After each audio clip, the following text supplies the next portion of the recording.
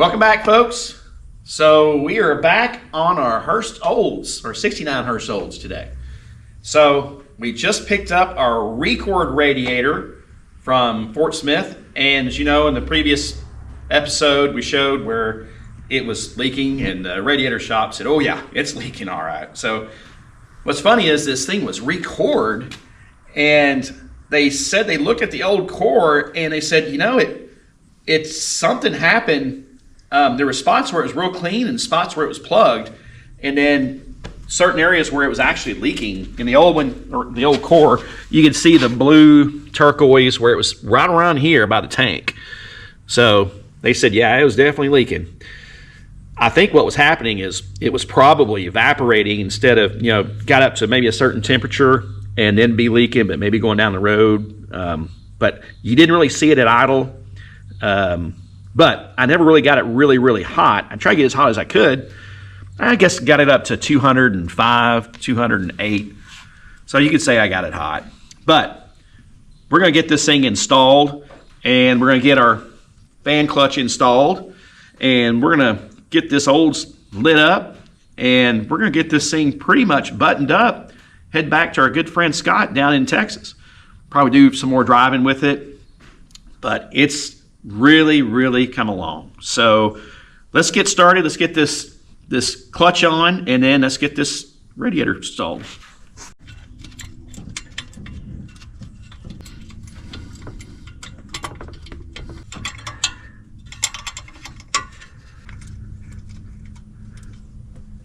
It's much easier to get to when you don't have the radiator in your way. Number two, I like to use my little shorty wrenches to go all the way around on that clutch, because these bolts, you look in here, boy, there's not much room. You can't get a box in on those. But use that little short wrench, go all the way around to snug it up, and then I use my long wrench to put the final tugs on it. So not over tighten it, do not over tighten it, strip the threads in the water pump, but just make sure she's nice and snug, and make sure that that bad boy's seated all the way around on the pulley. It's not cocked to one side.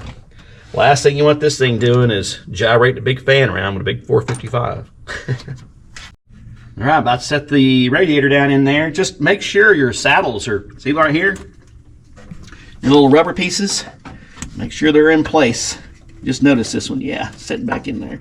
This is a really nice car, so these are in pretty darn good shape, but you don't want this thing chafing and just set it down in there on the bottom of the core support. You're going to chafe and probably rub a hole in the bottom of your tanks. So take the time, do it right. I'm taking my time to just easily set stuff in. You see I'm using tie wraps to just, this is not brittle, it's pliable. I don't have a lot of pressure on it. I'm just trying to make things as easy as possible, but yet do it where we don't break anything. It's such a nice car. So let's get this radiator in.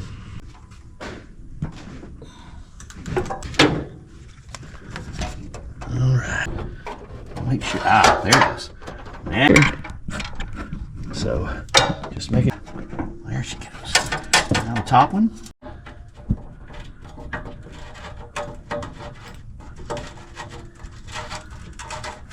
There it goes. Start these by hand. No reason to use a wrench on anything until you know that they're threaded in. We don't want to strip stuff. Oh, look how nice. Look how nice. And yeah. I'm doing this before we put the cover on, so we got room to flex around. But yeah, very nice. Radiator hose in. You think I'd learn better than that?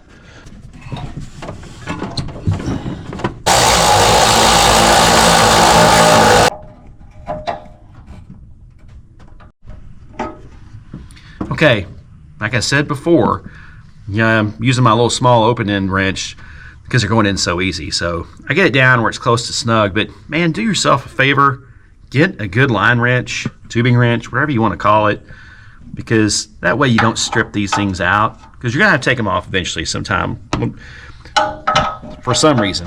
So, and keep the car nice. Look at that. Now I can use this side right here. There we go. Over tighten it. If I see any leaks, I can go in and snug it up. But and put it on. All right. I'll tell you what, while we've got this loose, let's go ahead and get the AC belt on. All right, same way with these, with the cover, it goes on top. Let's make sure this thing is secured. And we're gonna make sure it goes on like it's supposed to. These little rubber isolators on there. Oh yeah, you feel it going into place. Now we'll start snugging her up.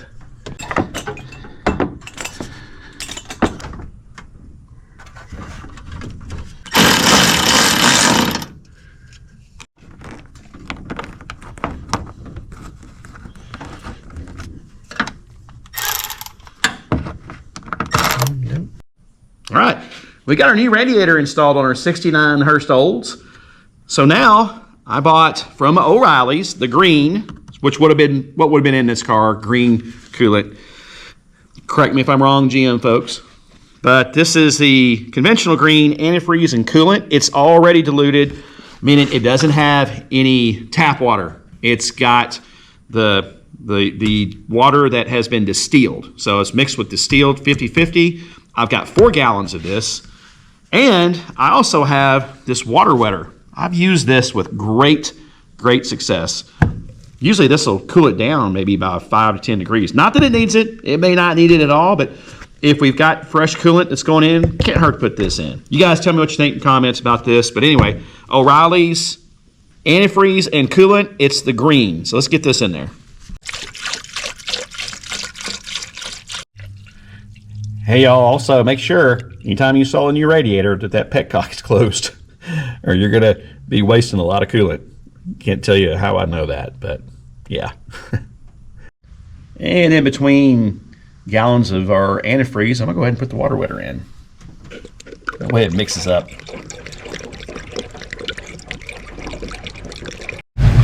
Great job, this is great. So I can already tell the difference, thermostat's open. So coming into the radiator, we're 179, 178, 179, 180. Right now, look at the outlet.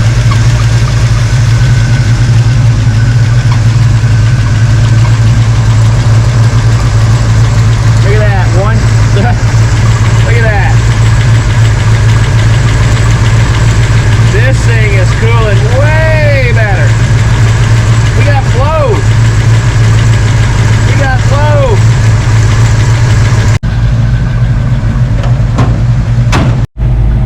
All right, so I've been idling this thing, even with the AC on, big part of the time, for about almost 20 minutes, idling with the hood closed.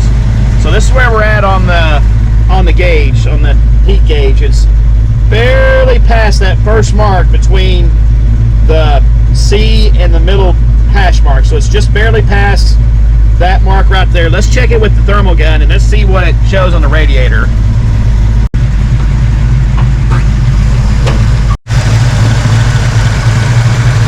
Alright, I'm at 209, 208,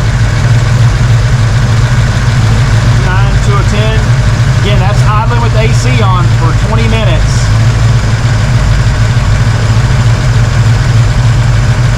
Yeah, that's idling about 211. Let's see what it is over here.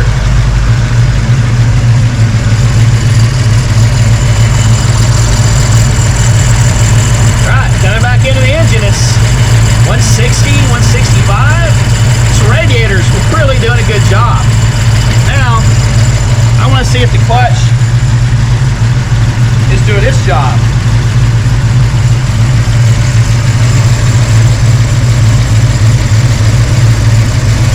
I can feel air coming. Feel hot air. It's literally pulling it.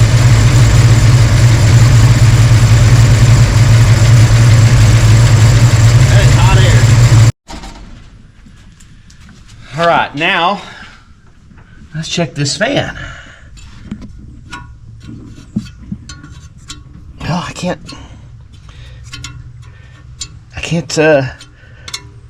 move it about like that, about as much as I can spin it.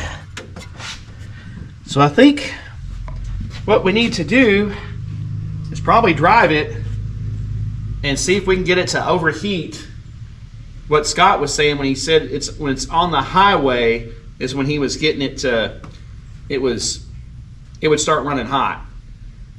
So I think we're going to drive this thing around and let's see what happens.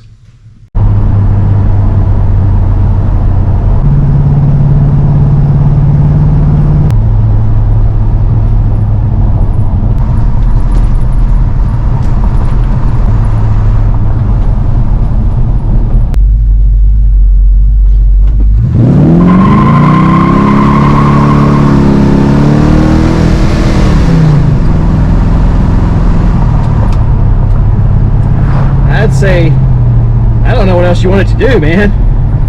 This thing, no brakes or anything. I could boil the damn tires. Jeez. What's our temperature?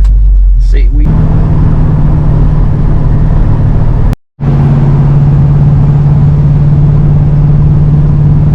we're still below the mark before the halfway mark on the heat gauge. I've been driving and driving, so I'm gonna get out on I-40. Let's see if we can try to make it overheat.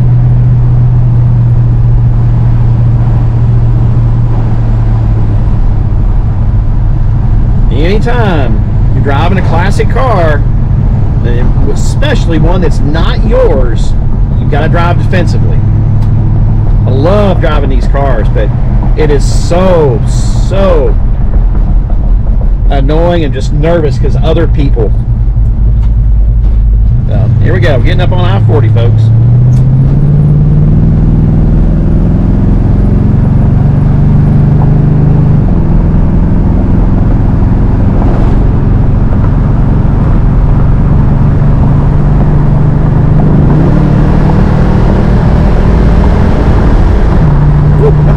That thing shifts hard. I'm running 85. Ever slow so much down a little bit. Oh yeah. Okay. All right. Let's do the speed limit because I know Scott's got insurance, but let's not get pulled over. So I'm running 65. My heat gauge. I'm watching it.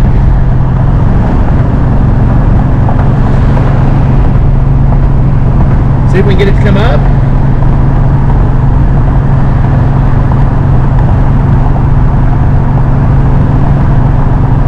Pushing it up to 70 again. Seeing the RPMs. It's saying it's turning 4,500 RPMs. I just don't know if that's 4,500. Seems like this goes back to if it's truly turning 4,500 RPMs, then I do expect it to overheat. But is that tachometer right?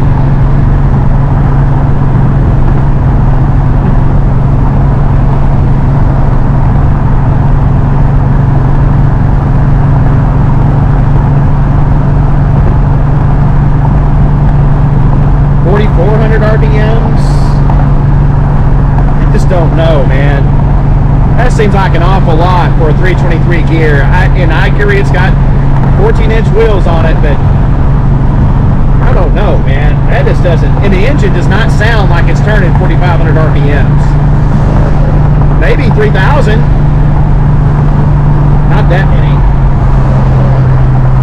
No, there's just no way it's turning that many RPMs. You know, if it was turning that many RPMs, I would think it'd have like 373s or something. It's just not.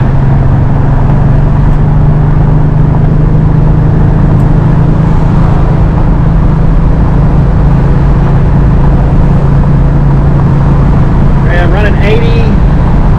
They say I'm turning 5,000 RPMs.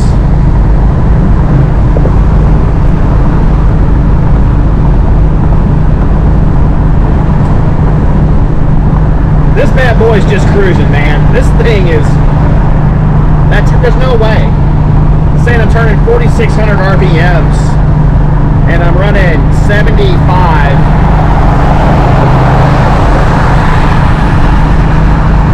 Just maybe 3,000, 32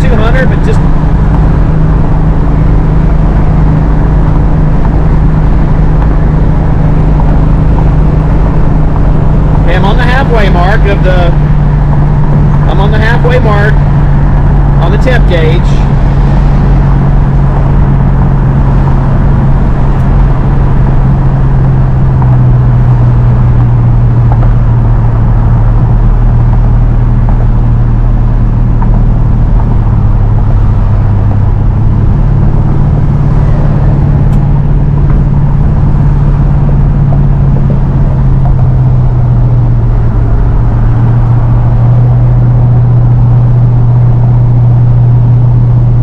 Now I'm barely past that halfway mark, so we're gonna get back on the highway, or the other way. We're gonna go back towards Muldrow from Rowan. We live in between, so we're gonna do it again.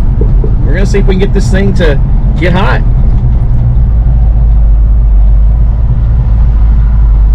I'm telling y'all are missing out. This is a great car to drive. This car is everything that you thought it might be.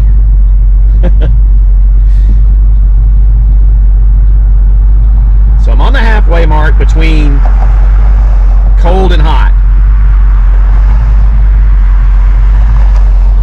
I'm idling.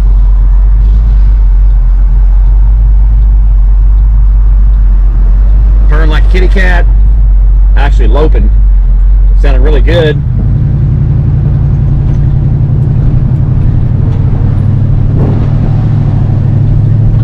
We're gonna get back out on the highway again.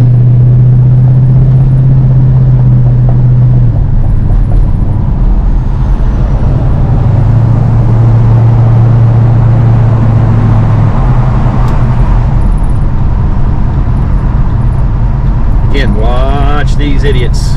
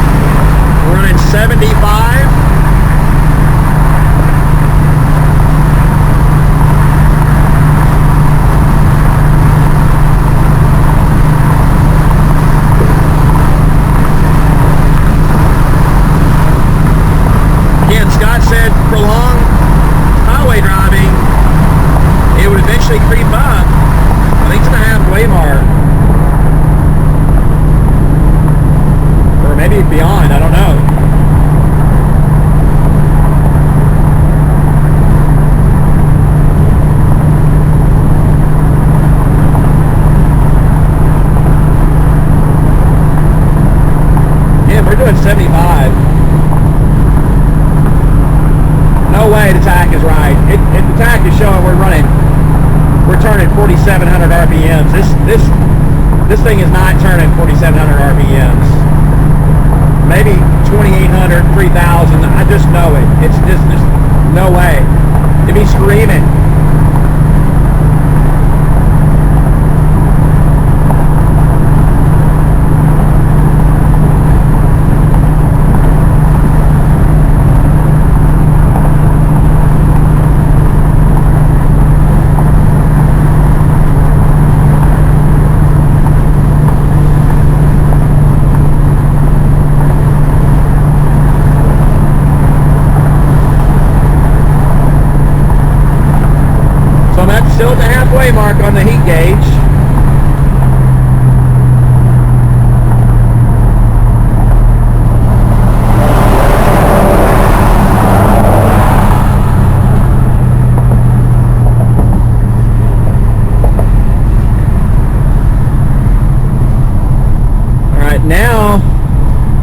It is a little past that halfway mark. I mean, really just like not really. We're gonna go back the other way. We're gonna do this. We're gonna keep doing this. See if we can get this thing to overheat. Scott's got to be cool going down the road there in Texas. Scott's a good-looking, handsome young man, and he's got a badass muscle car, so he's got to keep it nice, cool.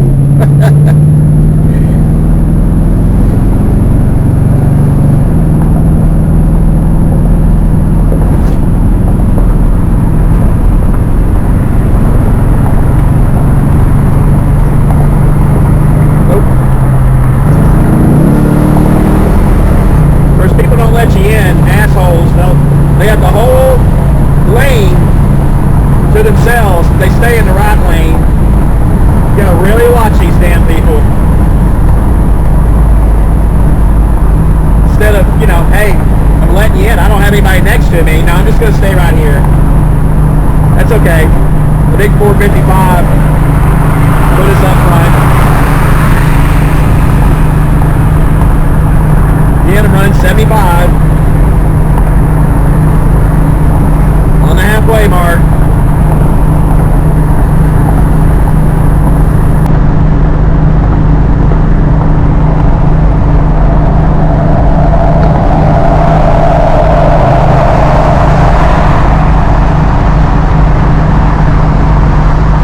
Yeah, remember we're running a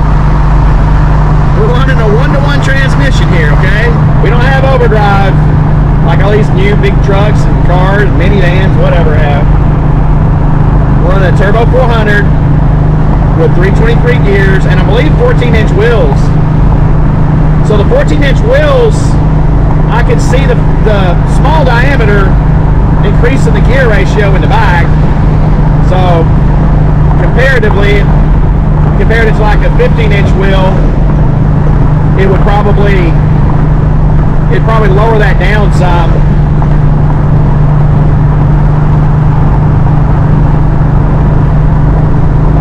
I'm at the halfway mark on the heat gauge. I'm running 75. The tachometer, I don't know what to think of that. There's no way though it's turning 4,700 RPM.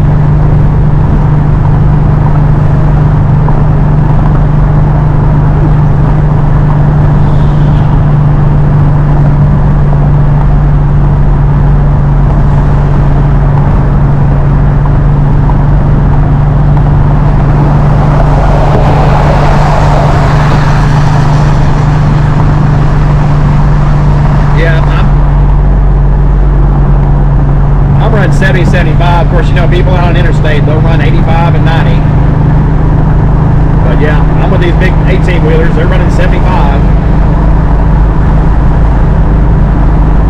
Now, it's not, we're not in the Texas August temperature, which is, you know, 105 in the summertime, something like that. That would probably have a lot to do with it too, but obviously. Let's get this thing home and see if we can get it to overheat.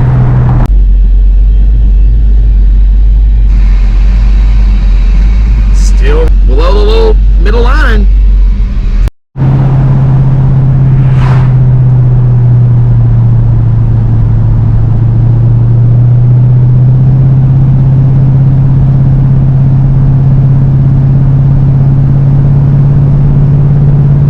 Just a little bit of clatter climbing this hill in high gear. Yeah, a little bit of clatter. Yeah, not a little bit more, but I'm in high gear. I'm not. Then it stopped.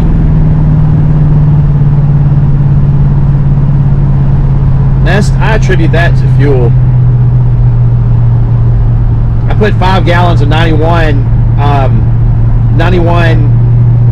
non-ethanol. We got a non-ethanol fuel up here, which is, I love to have non-ethanol for these old muscle cars anyway.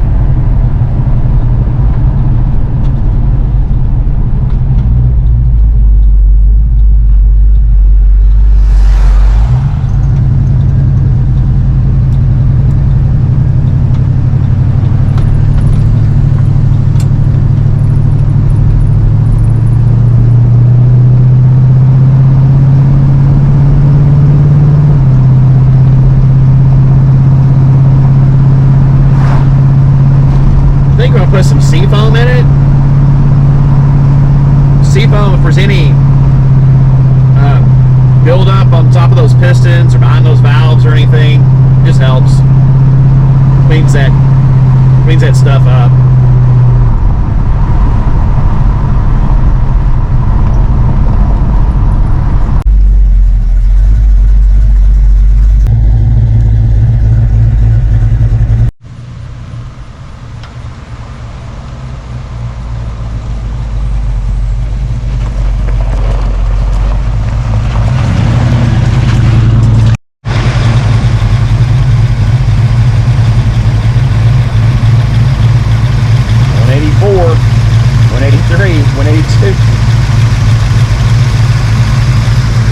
Folks, this thing's not overheating. So I gotta tell y'all, this car is another one of those cars, I just can't stop driving it. Just like the Mustang, Barry's Mustang was so much fun going through the gears and the winding roads and having fun shifting those gears. This is a highway brawler. This car gets fun when you want to get up on the highway, get up on the interstate, and you nail that bad boy, and that big quadra-jet and that 455 go boom. It's just fun. Oh, it's the most fun you can have with your clothes on. Okay, I think this Picasso of a car, the 69 Hurst Olds of Scott's, is ready to go back to Texas. I couldn't get it to overheat. I'm pushing it on the highway. You see in the video, I went back and forth, miles and miles, running, per the speedometer, 75 miles an hour, which I'd say speedometer is pretty accurate the way I was keeping up with traffic. I don't trust the tachometer, but that's out of my wheelhouse. That tachometer, probably need to put you can probably verify with a cheap tachometer, probably somewhere outside the car, but I think it's fine. The new Radiator made a tremendous improvement. It has at least a 40-degree delta between the inlet and the outlet, so the Radiator now is doing its job and it's not leaking. Whatever it was that was clogged in there, there was definitely something that was affecting the flow. So that's taken care of. Our choke, man, this thing now, you go out and pump the gas, the choke is prima. Fires right up, goes into high idle. I don't know how it gets much better than that. So the choke is working. And thank you, Kevin Ruby, for the choke that you sent me. Our transmission, all of our our vacuum lines, I think that was another issue that we had going on with this car. I think it still had a few vacuum leaks. I think we got that solved. Made a modulator adjustment on shift points. The car, and of course the exhaust was dangling.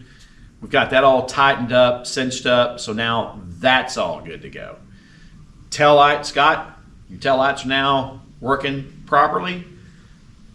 I had fun in this car. I don't know how it does need some attention to the AC system. I just put a can that has a little gauge on it, shows that it was full.